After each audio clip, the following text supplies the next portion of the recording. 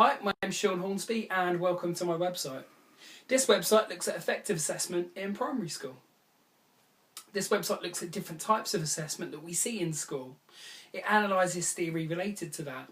It also evaluates my own experiences of assessment from what I've experienced on my block school placements.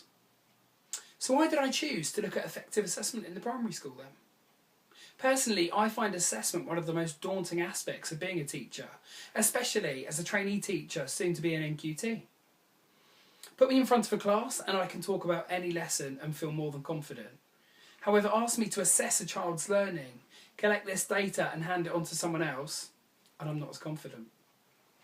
Theorists argue that the best teachers who assess well use both formative and summative assessment to create a whole picture of a child.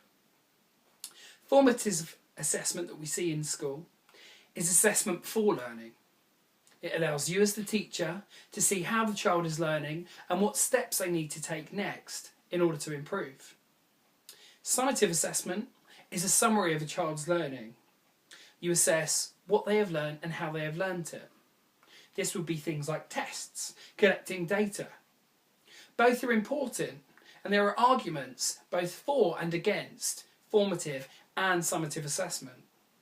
We'll look at these in more detail in the relevant sections within the website. But you as an NQT need a sound understanding of both formative and summative assessment. Formative assessment allows you to see what you need to do in order to improve the child's learning. Summative assessment is useful in being accountable. And that's one thing that I've learned as a trainee teacher, is just how accountable we are as primary school teachers. Ofsted, parents, head teachers. These are all people or organisations whom we as teachers are accountable to in terms of raising standards. Assessing children allows us to present the data showing how we've raised standards and what else needs to be done.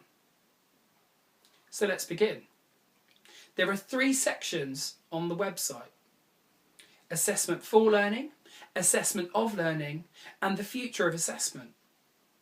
We live in a world in which technology is constantly evolving.